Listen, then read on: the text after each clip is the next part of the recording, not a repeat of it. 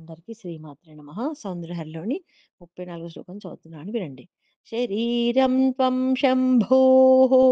శశిమిహిరవక్షోరుహయుగం తవాత్మానం మన్యే భగవతి నవాత్మానమనఘం అథ శేషశేషీ యయముభయసాధారణతయా స్థితः సంబంధో వాం సమरसपरानन्दपरयोः शरीरं त्वं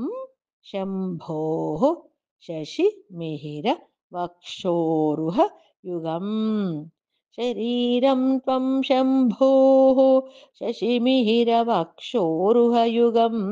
शरीरं त्वं शम्भोः शशिमिहिरवक्षोरुहयुगं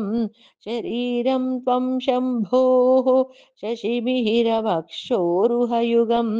तवात्मानं मन्ये भगवति नवात्मानमनघम् तवात्मानं मन्ये भगवति नवात्मानमनघम् तवात्मानं मन्ये भगवति नवात्मानमनघम् तवात्मानं मन्ये भगवति नवात्मानमनघम् अथ शेषशेषी ययमुभय साधारणतया अतः शेषशेषी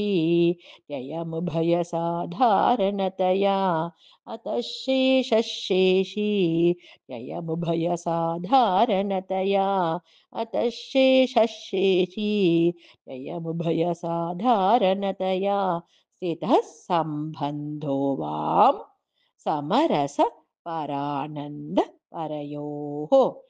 स्थितः सम्बन्धो वां समरसपरानन्दपरयोः स्थितः सम्बन्धो वां समरसपरानन्दपरयोः परयोः स्थितः सम्बन्धो वां समरसपरानन्दपरयोः शरीरं त्वं शम्भोः शशिमिहिरवक्षोरुहयुगं